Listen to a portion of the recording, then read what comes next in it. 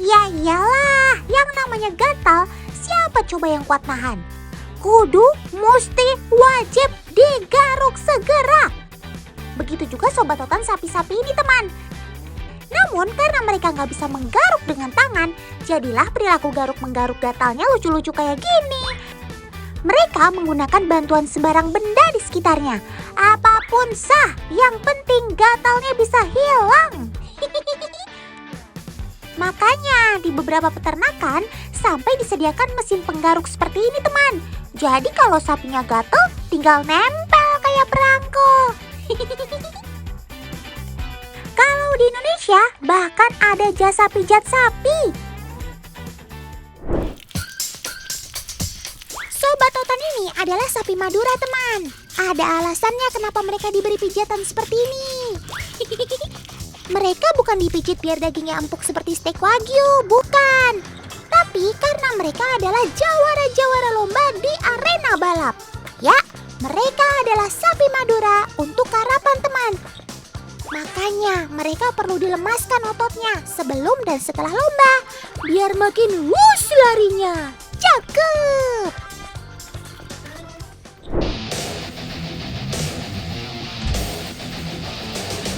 Selamat siang pemirsa, saat ini Otan sedang berada di Kabupaten Bangkalan, Madura. Dari arena balapan, Otan akan melaporkan lomba karapan sapi level nasional untuk memperebutkan gelar Piala Presiden. Seluruh peserta berasal dari semua kabupaten di Pulau Madura. Mau tahu serunya Sobat Otan beraksi? Jangan kemana-mana, tetap bersama Ot.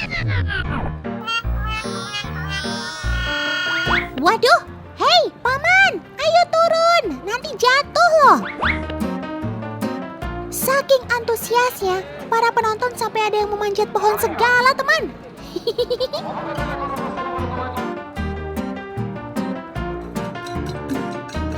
Teman, saat-saat seperti ini adalah saat yang menegangkan bagi sobat-sobat Otan ini. Di sini mereka akan beradu kecepatan untuk menjadi yang tercepat. Selain itu, postur tubuh sapi Madura juga sangat mendukung untuk dapat berlari dengan cepat. Kaki dan badannya yang pendek membuat Sobat Otan ini lebih lincah dibanding sapi jenis lain. Oh iya teman, karapan sapi merupakan perlombaan adu cepat sepasang sapi. Saat lomba, mereka dipacu dan dikendalikan oleh seorang joki. Sapi-sapi ini akan berlari di lintasan sejauh 225 meter. Hebatnya lagi, Sobat Otan ini mampu melewati lintasan sejauh itu kurang dari 20 detik. Ada yang unik nih teman, biar sobat-sobat Otan ini makin cepat saat balapan, mereka harus diteriaki.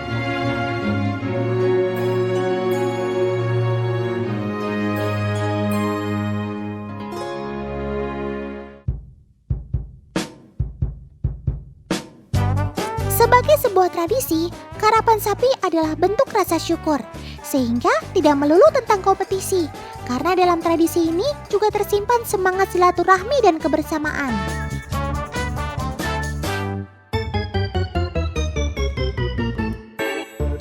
Teman, sapi Madura merupakan sapi lokal asli Indonesia. Sobat Otan ini merupakan persilangan antara banteng dengan sapi zebu. Persilangan ini membuat sapi Madura tahan terhadap berbagai iklim cuaca, terutama panas.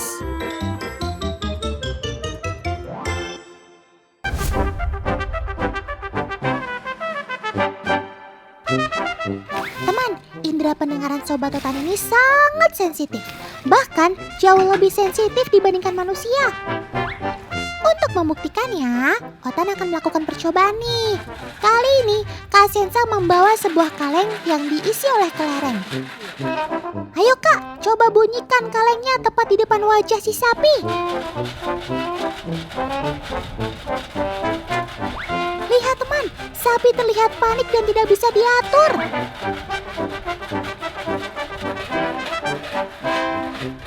Frekuensi tinggi suara kaleng tersebut ternyata cukup mengganggu Sobat Otan ini.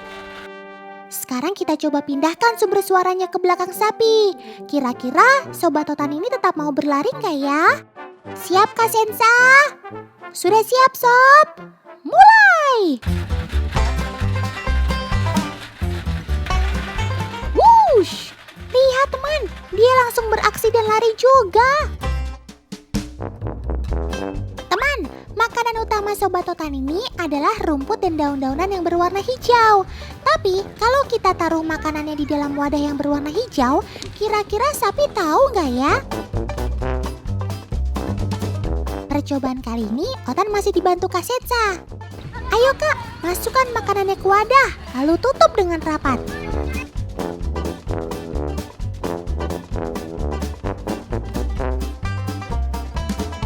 Loh, Sob, kamu kok malah pergi sih? Walah, ternyata sapi tidak mengenal warna hijau, teman. Mereka hanya bisa melihat warna oranye dan merah.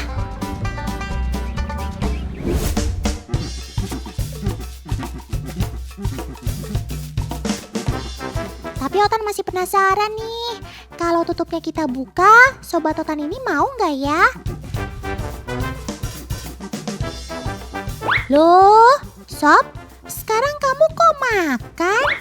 Ternyata sapi mengandalkan penciumannya ketika mencari makan teman, bukan dari warna makanannya.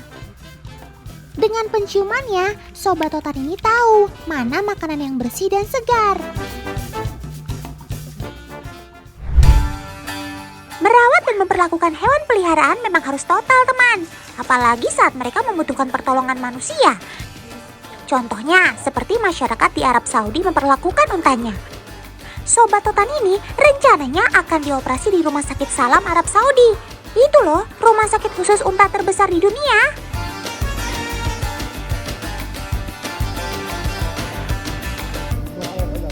Rumah Sakit Hewan Salam memang diperuntukkan khusus untuk sobat gurun ini. Disebut terbesar karena luasnya mencapai 70.000 meter persegi dengan daya tampung 4.000 unta. Cakep! Lihat tuh, banyak pasien yang lagi pada antri. Yap, selain ditempatkan di bangsal rumah sakit, mereka juga berada di kandang seperti ini teman. Sabar ya Sob, penyakit kalian akan segera diobati oleh para dokter. Unta punya tempat yang sangat spesial di hati masyarakat Arab teman. Bisa dibilang unta adalah hewan kesayangan yang istimewa. Kalau hewan kesayangannya sakit, jangan ditanya deh pengorbanan si pemilik untuk mengobati untanya. Seperti Paman Omair, sebelum rumah sakit ini berdiri, ia rela pergi ratusan kilometer untuk mengobati unta miliknya. Makanya, Paman Omair senang banget ada rumah sakit khusus unta di dekat tempat tinggalnya. Apalagi fasilitas di rumah sakit hewan ini lengkap banget teman. Dari ruang radiologi, laboratorium, ruang operasi, hingga ruang perawatan, semua ada. Pastinya dengan teknologi super modern. Oh iya, meski terbesar, rumah sakit khusus unta di Arab Saudi ini bukanlah yang pertama ada di dunia. Sebelumnya sudah ada Dubai yang punya rumah sakit sejenis. Tahu nggak, butuh cara khusus loh untuk membawa unta sampai di meja operasi. Sobat Totan ini harus disuntik obat terlebih dahulu. Tenang ya Sob, ini semua demi kebaikanmu kok. Nggak pakai lama, si unta tak sadarkan diri tuh. Kalau sudah begini, giliran alat seperti kren digunakan. Tentu saja untuk mengangkat tubuh unta yang bobotnya bisa mencapai 600 kg. Kalau sudah di meja operasi begini, giliran para dokter yang beraksi. Dok, Otan titip Sobat Totan ini ya. Semoga kamu cepat sembuh ya Sob.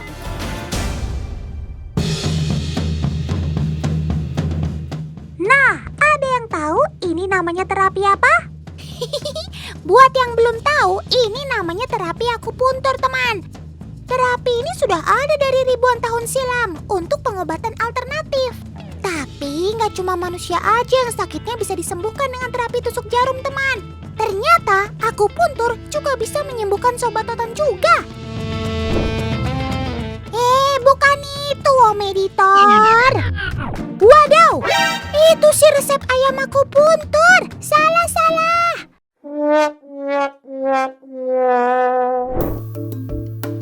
Nah itu baru benar.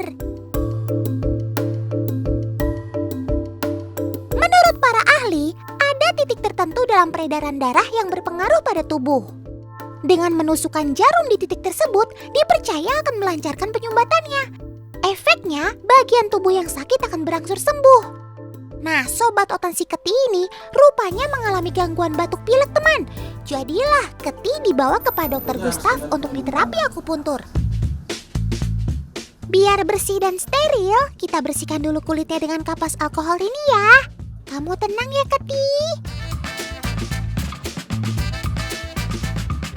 Siap. Cus. Nah, nggak sakit kan? Tusukan jarumnya juga harus pas waktunya. Jangan terlalu lama dan jangan terlalu cepat. Untuk Keti cukup 2 menit saja tiap tusukan jarum. Pada anjing, titik akupunturnya ternyata hanya ada di bagian punggung saja, teman. Setelah menancap di beberapa titik, tahap selanjutnya jarum dipanaskan dengan terapi moksa. Biar dahaknya mengencer. Tahap terakhir, si Keti akan dipijit dengan dipukul-pukul lembut seperti ini. Gunanya untuk meratakan energi ke seluruh tubuh. Selesai deh. Semoga lekas sembuh, Keti.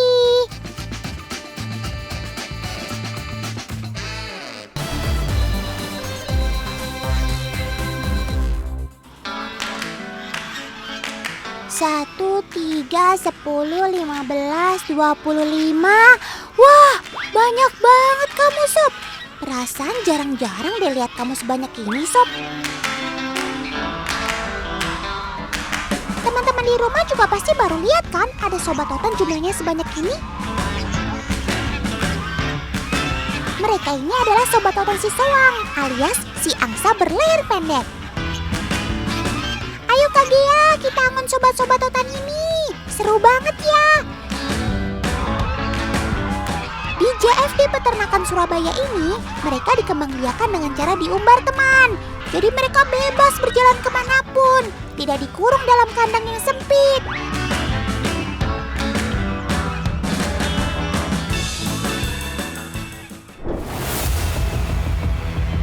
Ngomong-ngomong, ada mitos kepercayaan yang melekat kuat di sobat otan ini, teman. Ada kepercayaan kalau si Soang punya kemampuan untuk mengusir roh jahat. Bahkan, soang di peternakan ini awalnya dipelihara untuk dikembangbiakan, tapi untuk penolak bala. Coba otan tanya-tanya, Pak Prayit, emang benar ya soang ini bisa mengusir roh jahat? Oh iya, dulu itu di sini banyak hal-hal negatif.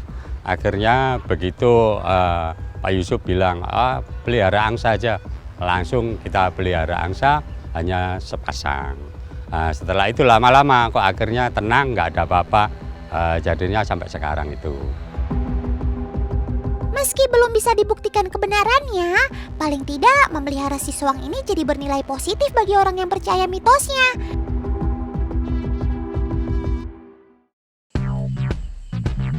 Tidak hanya mengusir roh jahat loh teman, sobat otan si soang ini juga jago untuk menjaga keamanan. Dulu banyak pabrik yang melihara soang untuk menjadi penjaganya. Soang-soang ini dilepas liarkan begitu saja di lingkungan pabrik. Wah, kamu udah kayak Hansip lagi sis kamling aja ya, Sob. Di saat ada orang asing datang, sobat otan ini agar berteriak sekeras-kerasnya. Ibarat alarm keamanan, pemilik pabrik jadi bisa waspada kalau kedatangan orang jahat. Buat yang tetap nekat masuk, sobat otan ini gak segan untuk menyerang teman. Siapa yang gak minder lihat gerombolan galak begini? Ini sih orang jahatnya dijamin kabur deh. Mantul kamu, Sob.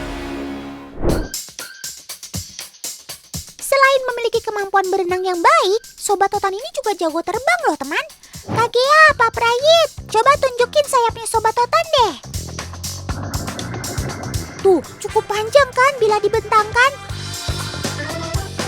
Sobat otan ini memiliki lebar sayap 1,3 hingga 1,5 meter. Hal itulah yang membuat mereka jago terbang, teman.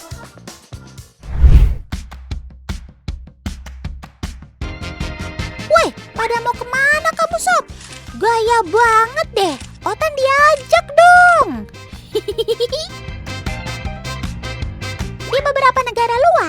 Sobat Totan ini biasanya terbang untuk bermigrasi teman, di mana mereka mencari sumber makanan dan suhu yang cocok untuk ditinggali. Terbangnya cukup jauh loh, bahkan bisa menyeberang ke beda negara. Keren banget deh kamu Sob, Otan jadi salut. Teng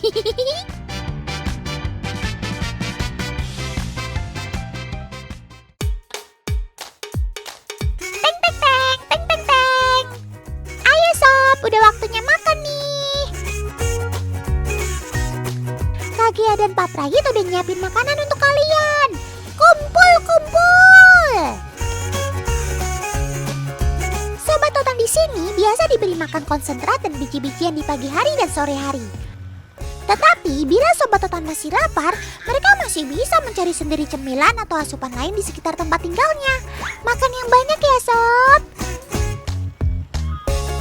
Wah, kamu udah kenyang ya Sob? Udah minum aja. Loh, kok malah ambil makan lagi? Masih lapar atau gimana sih kamu? Jadi begini teman, Sobat Totan ini sangat membutuhkan air untuk membantunya menelan. Unggas tidak dapat memproduksi air ludah seperti hewan lain teman. Bahkan unggas akan mati kalau dalam 8 jam dia tidak mendapatkan air minum. Makanya setelah memasukkan makanan ke dalam mulut, pasti Sobat Totan ini langsung mencari air. Wih, harus rajin minum air kayak soang nih teman. Teman-teman di rumah, udah pernah lihat belum gigi soang itu seperti apa? Nih Otan kasih lihat ya.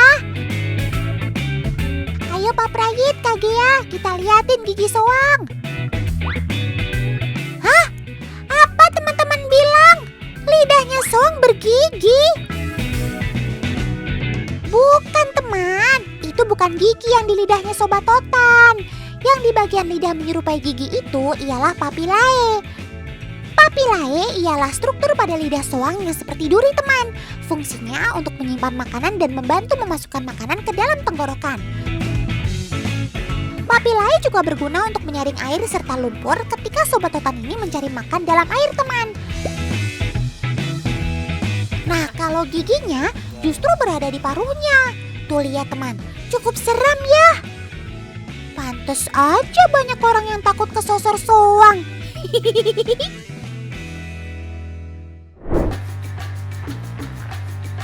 Teman, selain wilayah, keagresifan soang bisa terpancing bila teman atau pasangannya diganggu.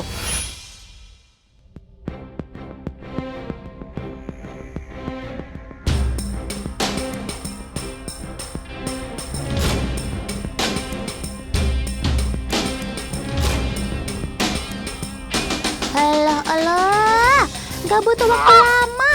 Jurus paruh kuning dimulai. Awas, jangan sampai ketangkap agen. Lihat tuh perubahan si jantan. Yang tadinya santai kayak di pantai, langsung menjadi agresif, bermanuver ke posisi menyerang.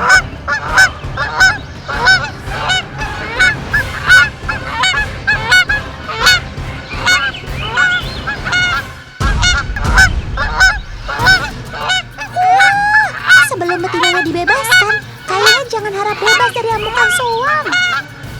Please, Om dan Tante Soang, Otan kan cuma pengen tahu. Lumayan juga ya bekas serangannya, sampai merah-merah begitu kulitnya. Agen Otan hebat ya, nggak terlihat kesakitan. Atau sebenarnya kesakitan tuh, cuma gengsi. Thank you, agen. Teman, gigi soang terbuat dari tulang rawan atau nama lainnya tomia. Dan ini berbeda dengan gigi mamalia yang terbentuk dari tulang. Sehingga gigitan soang sebenarnya tidak sampai mematahkan tangan seperti cerita yang pernah Otan dengar.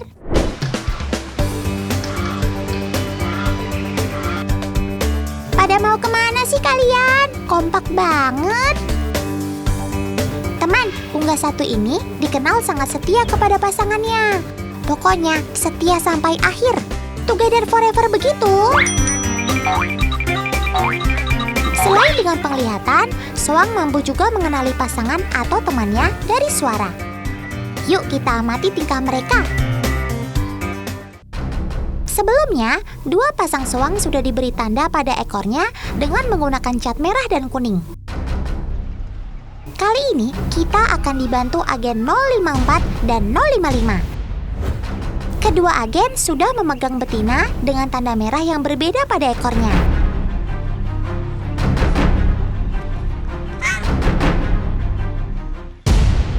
Semua siap? Mulai! Betina ekor merah akan dimasukkan ke dalam kandang nomor 1. Sedangkan betina ekor kuning dimasukkan ke kandang nomor 2. Sip, agen. Menurut kalian, apakah para soang akan mampu menyelesaikan tantangan kali ini? Let's find out! Betina ekor merah mulai bersuara, mungkin memanggil soang jantan atau kawanannya. Kalau betina ekor kuning cenderung lebih pendiam. Siapakah yang akan menyelesaikan tantangan ini?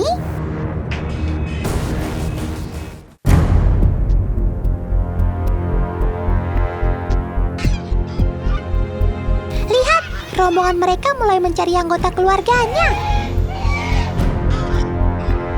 Nah, si jantan ekor merah mulai mendekat.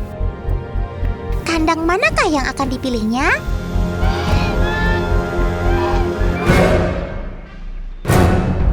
Iya, betul. Itu kandang betina ekor merah. Pilihan tepat.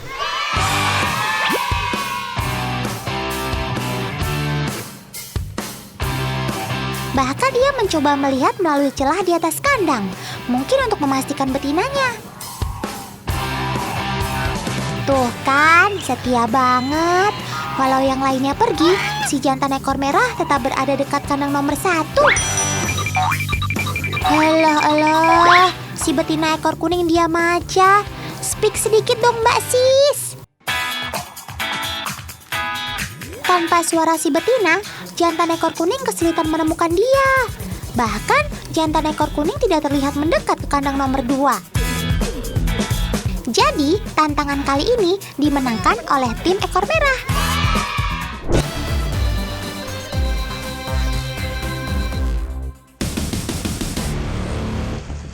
Loh, ada apa ini? Kenapa kalian terdampar seperti ini, Sob? Kenapa air tambaknya kering? Siapa yang sudah berbuat jahat pada kalian?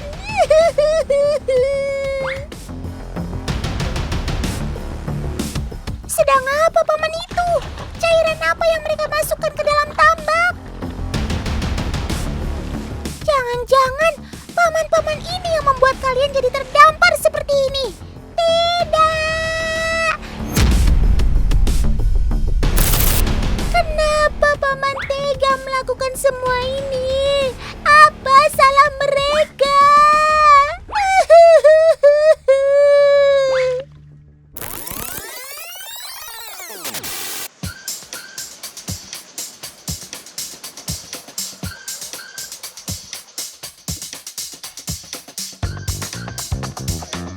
Walah, ternyata paman-paman ini lagi mau panen ikan bandeng tuh. Terus cairan yang diberikan ke dalam tambak adalah cairan yang terbuat dari ampas teh. Cairan ini dipercaya dapat menggiring ikan bandeng ke pintu air yang sedang terbuka. Kandungan tanin yang cukup tinggi sangat tidak disukai oleh bandeng.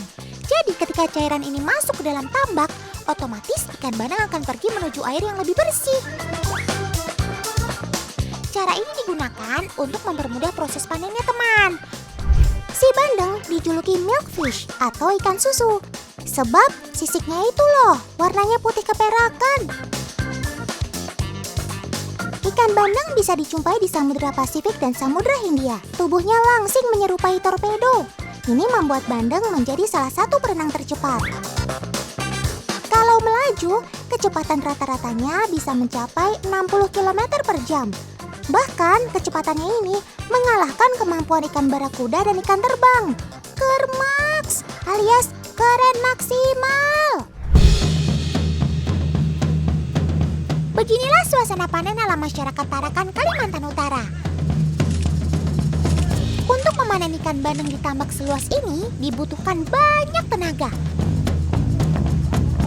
Ada yang bertugas membuka dan menutup pintu air, mengawasi jaring trol, menaikkan ikan ke atas perahu, menyortir ikan, dan juga menyisir ikan yang terjebak di dalam tambak. Semua ini dilakukan mereka secara gotong royong tuh. Cakep! Oh iya, budidaya bandeng di tambak ini masih menggunakan sistem tradisional dengan pasang surut air laut menjadi kuncinya. Bandeng tidak diberi makanan tambahan apapun atau bisa dibilang organik, sehingga mereka hanya makan lumut, plankton, dan juga makanan lainnya yang ada di dalam tambak. Dibutuhkan waktu kurang lebih 6 bulan sampai bandeng siap dipanen. Lihat, jumlah panen yang kita dapatkan hari ini lumayan banyak kan? Katanya sih hampir mencapai 2 ton.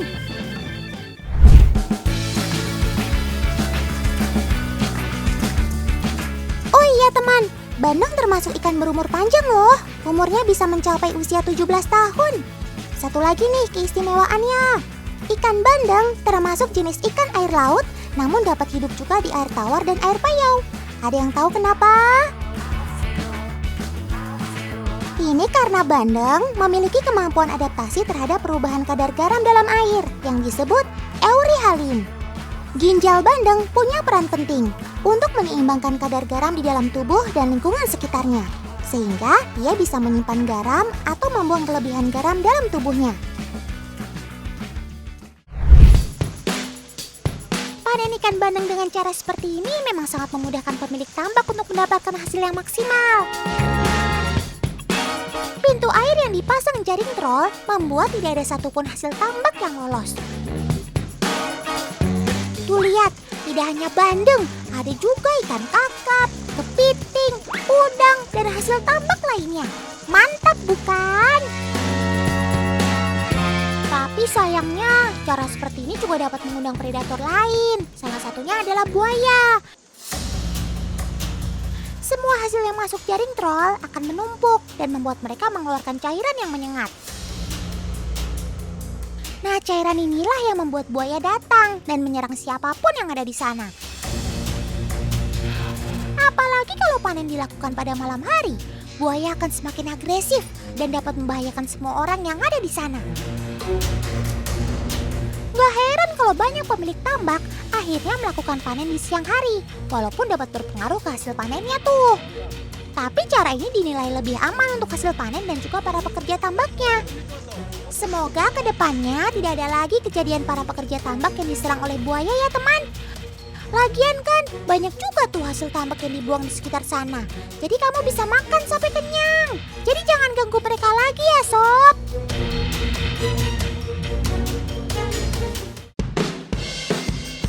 Selain buaya, ada juga nih sobat otan yang selalu datang ketika para pemilik tambak sedang panen. Ada burung kuntul dan juga si pecu ular Asia ini nih. Berbeda dengan burung kuntul, pecu ular Asia atau snakebird merupakan salah satu burung air yang pandai berenang dan menyelam.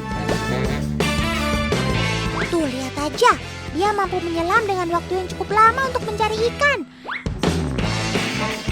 Dinamakan pecu ular Asia karena sobat otan ini memiliki leher yang panjang dan ramping menyerupai ular.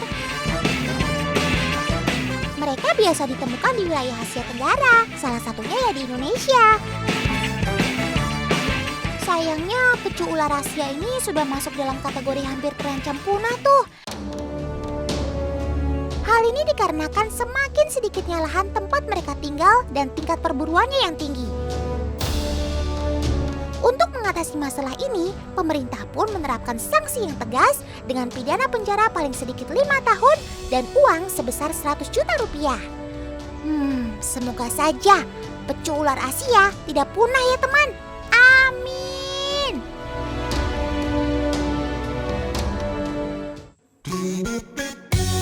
Wih, enak banget sih makan kue. Otan bagi dong kak. Tapi lihat kue bolu, Otan kok jadi ingat sesuatu ya? Oh iya, Otan baru ingat. Ikan bandeng kan dikenal juga dengan nama ikan bolu. Tapi kenapa ya? Apa karena teksturnya yang lembut? Atau karena rasanya? Sepertinya nggak mungkin ya. Kue bolu kan rasanya manis, sedangkan ikan bandeng terkenal dengan rasanya yang gurih. Kalau menurut buku catatan yang Otan punya, penamaan ikan bolu lahir dari daerah Makassar tuh. Masyarakat sana biasa menyebut ikan bandeng dengan nama ikan bolu. Tapi kalau kenapa dinamakan ikan bolunya sih masih belum diketahui pasti ya. Kalau teman di rumah ada yang tahu, boleh kok dikasih tahu ke Otan. Otan tunggu ya.